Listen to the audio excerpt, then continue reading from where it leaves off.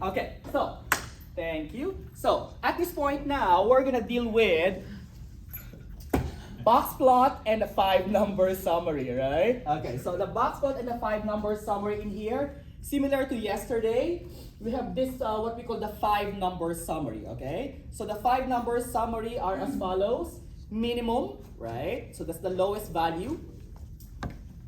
Lower quartile. In short, from the minimum to the lower quartile, that is what? 25% of the population or of the respondents or of the sample are actually within those scores, grades, statistics, averages. Are we good? All right. On the median, that is what? Another 25%. So that means if you add from the minimum to the median, that's half, right? Half of the entire population has scores from the minimum to the median score. Get it? Okay. Upper quartile. So that means another 25%. So that means 75% of the respondents have scores lower than that upper quartile value, right? And the last one, the maximum. So another 25% comprising definitely the entire population should be from the minimum to the maximum. Again, as long as there are no, what? Outliers, right? So what are outliers? You can check in there the definition of outliers. Basically, they are what? Statistically, what? Values that are statistically too far away from the entire data set. So when we say too far away, we have a computation for such. So here it is, okay? First of all, before we go to the possible outliers, we have to understand what we call the fences first. There's an upper fence and a lower fence. And sometimes those upper and lower fences are actually the maximum and minimum respectively as well. Sometimes they're not, right? However, there's a formula for such. And what's that formula? The upper quartile is from the third quartile, again, not from the maximum, from the third quartile, 1.5 IQR, that's interquartile ranges, away from the upper quartile, right? And the same from the lower fence. On the lower fence, from Q1, you are 1.5 IQRs, that's interquartile range, away from the lower quartile. So what's IQR, by the way, Mr. T, right? That's IQR. So if the range is the maximum minus the minimum, right? The IQR stands for what? Inner quartile range. So that means you get the upper quartile, Q3, you get the lower quartile, Q1. Well, range is what? Just the difference between them, right? So as long as you have the upper and the lower, get the difference, and that's your what? Inner quartile range, right? So that's the range between the upper and the lower quartiles. We good? Also, this is called our box plot. And why is this called a box plot? Simply because, well, this is the box, right? The box includes the lower, median, and the upper quartile. And this two in here, from the minimum to the maximum, that's the whisker, right? Box and whisker plot, sometimes that's what it's called. But technically, it's called the box plot. However, why do we call it the 5-number summary? Because there are 5 values in here. 1, 2, 3, 4, 5. Are we good, guys? Okay. So, also, it's going to determine the shape of your distribution, right? So as you may notice in here, if the right whisker, right? The right whisker is longer, relatively longer than the left, my left, right? My left whisker is shorter than the right whisker, then we can say that the shape of distribution is what? Right skew. Get it? So where the whisker is longer, then that's where the skewness actually is. Get it? Okay, again, where the whisker is longer, then there's where your skewness is. Get it? And definitely, what's gonna happen now if the whiskers are just the same? Normal, bell-shaped distribution. Are we good? Or symmetric? Get it? Okay. Are we good, guys? Right, so again, the box and whisker plot actually helps us to identify what shape our distribution has as well. All right. Well. Let's apply that one to hemoglobin, right? in cats, right? Anyone in here who has a pet cat? I do have a pet cat. Her name is Hazel. She's like a, a tuxedo cat, right? So it's kind of like that, right? With a red and white spots. Okay. But hers is more of like dark gray. Oh, anyone? Yeah, Caroline, you get a cat as well? Hazel as well? Oh my God. Is it because of the eyes? Oh yeah, same as ours. Yeah, there we go. And our dog is Filbert, which it turned out that Filbert is like a nut as well, like a what kind of nut is it? Like a chestnut or something? What did you say? Filbert. Anyway, so both hazelnut and Filbert are both kinds of nuts, right? I guess we're nuts at the house as well. So okay. Anyway, going back in here. So here's the deal: hemoglobin in cats, right? So in for those who are in health science, hemoglobin is the what? Is that the red blood cells? Right. Oh, by the way, this is a 3.4 still, all right? 3.4. Is it? Yeah. 3 point. So you want the 3 point what? 4. Oh yeah, there it is. So anyway, hemoglobin. What kind of blood cells are they? Anyone? Hemoglobin. Is it a red blood cell or a white blood cell? No, it's red blood cell and white blood cell. Oh. Oh, okay. So what does happen then? The higher hemoglobin, what does happen to cats that have a higher hemoglobin count? Is that more of unhealthy? It will attack the organs. Okay. Yeah. So typically for blood cells, like red blood cells, white blood cells, hemoglobin, any component of a blood, you want it not to be too high. You want it to be not too low. You want it to be what? Average, right? Balance, right? So I would say the nearer you are to the average hemoglobin count, the better it is for cats. Get it? Okay. Get it? So, anyway, let's read this one in here. Hemoglobin in cats, all right? Mason, go ahead, please. Yeah. The following data. The following data represent the hemoglobin for 20 randomly selected cats. All right. Letter A. Compute the z-score corresponding to the hemoglobin of Blackie, 7.8 Gram per, what's that? Deciliter? Right. Yeah. Okay, thank you. I wonder what color of a cat Blackie is, right? It's kind of like a giveaway, right? Like, what do you, if you have a white cat, what do you name her? White cat, like a cloud, right? Or some sky, right? Okay. Anyone else? But Blackie, I think Blackie has some orange spots, I guess. What do you think? No, I'm just joking, all right? So. Huh? It doesn't work, right? Okay. So, here we go. Let's go to our coursework. Let's go to that data set. Okay, here we go. And we're looking for z-score, all right? So let's go to our StatCrunch. Go to data set from our textbook. What number is it, by the way? 3-4 dash. What number is it? Huh? 22. Thank you. 3-4-22. So let's see where that one is. Okay, so here. 3-4-22. Okay, there. Thank you. Hemoglobin of am I saying it right? Hemoglobin. Hemoglobin. All right. Thank you. Okay, so there we go. What do we need? Z-score. So what two numbers do we need for z-score? Look at our formula. For z-score, we need the mean and the standard deviation, right? Is this a sample of cats or is this the entire population of cats?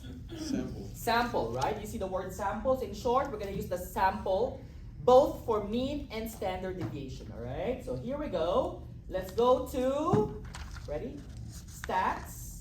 Let's go to summary stats, all right? Let's go to columns. This is a raw data.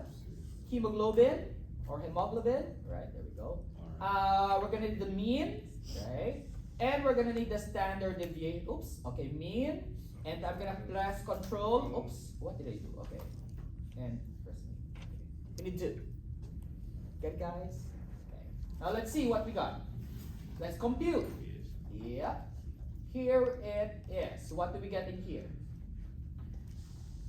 Okay. So that's the mean and that's the hemoglobin or hemoglobin. Anyway, so what's the z-score for Blackie? So what's the z-score for Blackie? Okay. What's the hemoglobin count for Blackie, guys? Did it say in there? 7.8. Right, thank you. So, so I trust you on that value, 7.8. All right, grams per deciliter. Right. Okay. Over a minus. What's the mean? 10.08. Get it, guys? Right. Over what else again? Standard deviation, right? So what's the standard deviation in here? 1 point, I would say 89, right? So typically your textbook would tell you like what is the best decimal place to consider. Get it? So in here, let's see now. So definitely there's to be some round of error in here to compute for that. Let's use our decimals for such and plug it in here. What's that again? 7.8 minus 10.08, right? Divided by 1.89, right? 1.89, right? So what's our z-score? Negative 1.2, all right? So I'm going to put it here, negative 1.2. Now, what does it mean? So the interpretation of that one will be such. So let me draw in here, assuming it's a normal distribution like such, right? This is your x bar, right? Okay. The mean, which is 10.08. Okay. Now, it says in here that Blackie is what? 1.2 standard deviations to the right or to the left? To the left, right? So it is negative. Very good, Andrew. That's correct. We are considering Blackie to be in here. Blackie. The hemoglobin count for Blackie is negative 1.2. What? Standard deviations less than the average, which is 10.08. Are we good? And know how much is Blackie's hemoglobin count in there? 7.8. Are we good? Questions, guys, with the interpretation, the position, right? Why this z-score is also called a measure of position, right? Negative means you're less than that much standard deviations away, less than the mean, right? Positive means to the right? You are that much standard deviations above the mean. Are we good?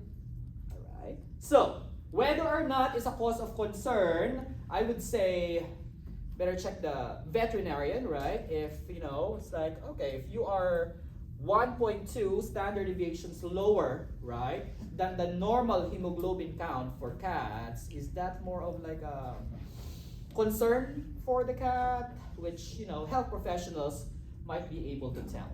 Are we good? Right? Okay. But for us statisticians, it's a good gauge of like, wait, is it a cause for alarm or is it just an average or normal occurrence? Are we good?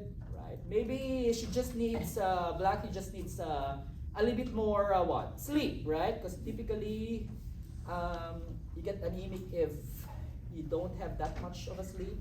Am I correct with the health professionals? Yeah, but also it's like iron levels. Iron levels as well. Thank you, right? So the iron levels as well, and with lifestyle as well, are contributing factors to this blood count. Thank you, all right? And again, we always have to consult, health professionals for such cases, all right? So, let's go back in here. What else do we have? Where is Blackie? All right, so here it is. Let's read letter B, okay? So we're done with that one. Let us consider now letter B, okay? Brett, can you read it from there? Determine the Determine the quartiles. quartiles. Thank you, right? So how do we determine the quartiles? Again, we're gonna use StatCrunch for such. So please do follow me, guys, right? So where is the StatCrunch? Here it is. I'm gonna put this on the side. Ready? Let's click on, where's that one? Graph, okay? So go to graph and just choose one. Box plot. Get it? Okay, so where's the box plot? There we go. See that box plot, right? So we're just gonna click on that box plot. Here it is. Okay. So you're gonna select the column, hemoglobin or hemoglobin. There we go. You clicked on I dot. think that's dot plot. Oh, did I say dot plot? Okay, sorry for that. Oh, you're good. Graph, box plot. There we go, right? Thank you. Hemoglobin, right? There we go.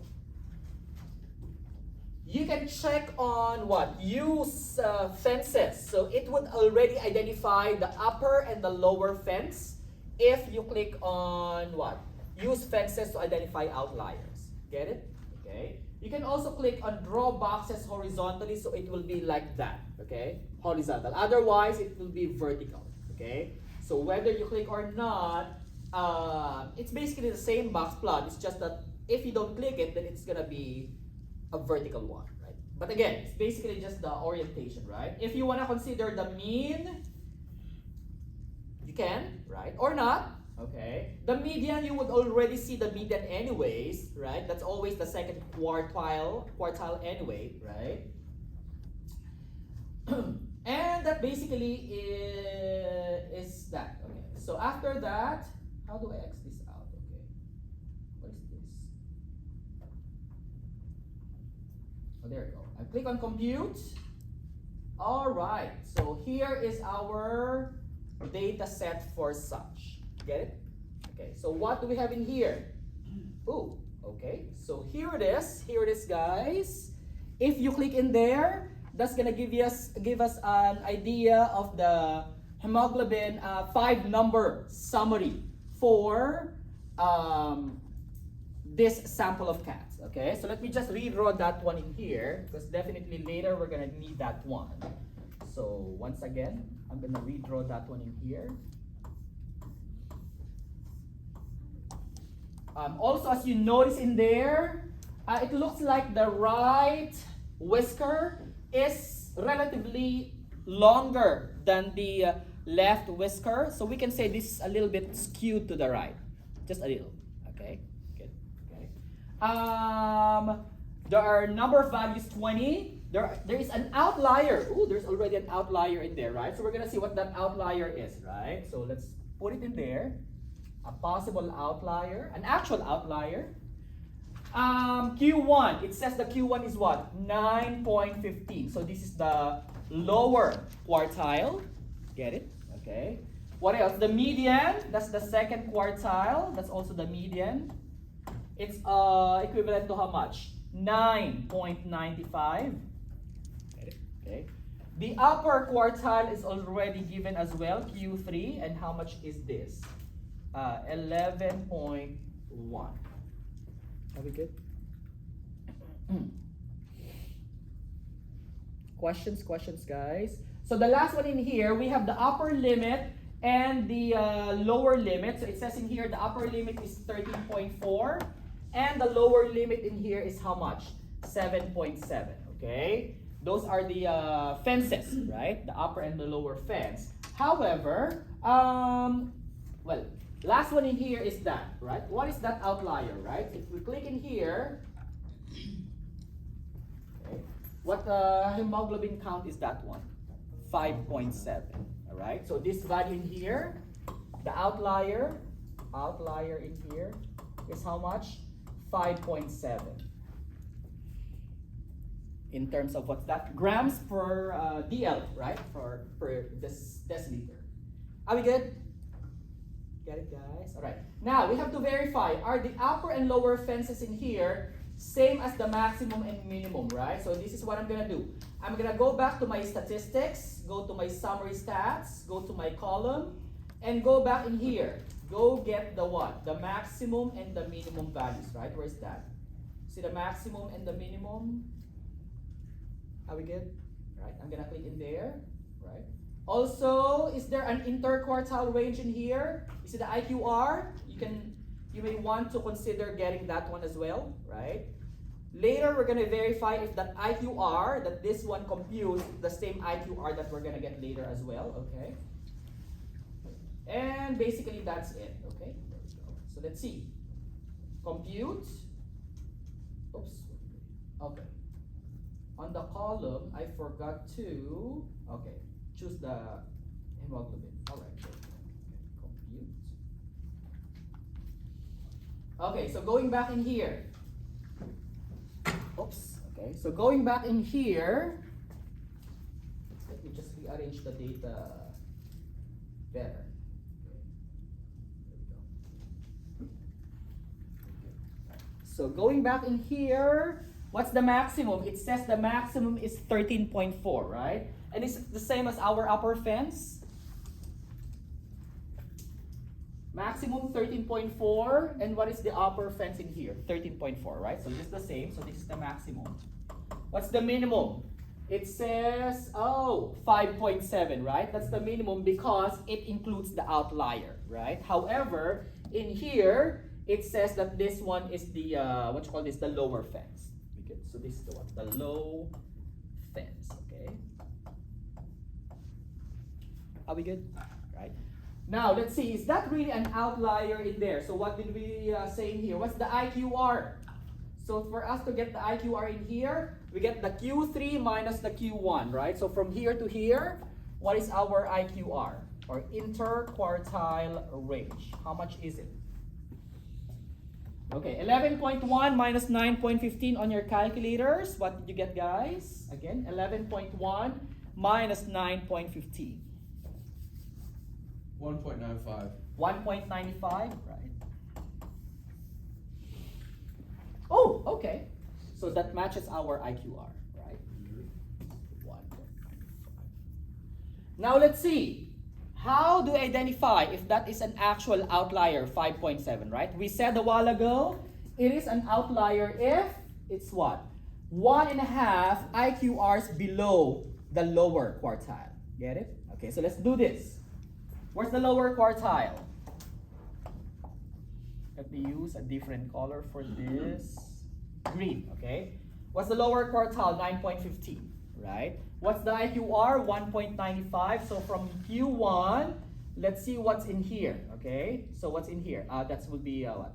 Q1, which is what? 9.15 minus 1.5 of the IQR, 1.95, right? Can you put that one on your calculator, guys? 9.15, the lower quartile, minus, right, 1.5 IQRs below, right? Okay, so what's that gonna be on your calculators? 9.15 minus 1.5 of the 1.95. I got 6.225. 6.225, right? Thank you. So, as you may notice, so that means in here, this bounded in here is what? 6.225. Now, you see this 5.7? It's way below that 6.225, right? So with that being said, then yes, it is an outlier. Again, it can only be considered an outlier if it's what? Q1 minus 1.5 IQRs below, right? Above is basically the same as well, right? So in here, we can also apply that one. What are some possible outliers in here if there is, right? So in short, for this one, that will be how much? Okay, I'll put the pen with you, right? So what's that gonna be? Q3, which is what? 11.1 plus 1.5 IQRs, 1.95 above 11.1, right? Can you plug it in your calculator, guys? What's this gonna be? 11.1 plus 1.5 times 1.95. 14.025. 14.025. Thank you, Andrew, in there. So any, what's this? hemoglobin count more than 4.025 are outliers. What do we mean by those? Well, those are definitely a cause for concern, right? So definitely, whoever that cat is that has a hemoglobin count of 5.7, statistically, it definitely is, what you call this? Do we call them anemic or something? If they have lower hemoglobin count? Anemic, right? So we can consider definitely that this cat that has a 5.7 grams per deciliter, it's a concern, right? It's a cause for concern. So that is definitely an anemic hemoglobin count. Are we good? Right? So definitely any hemoglobin count more than 14.025 definitely will be an outlier too high of an hemoglobin count as well. Are we good? All right. Any question with this one in here, guys? Get it? All right. Can we stop that one, guys? Thank you. Questions?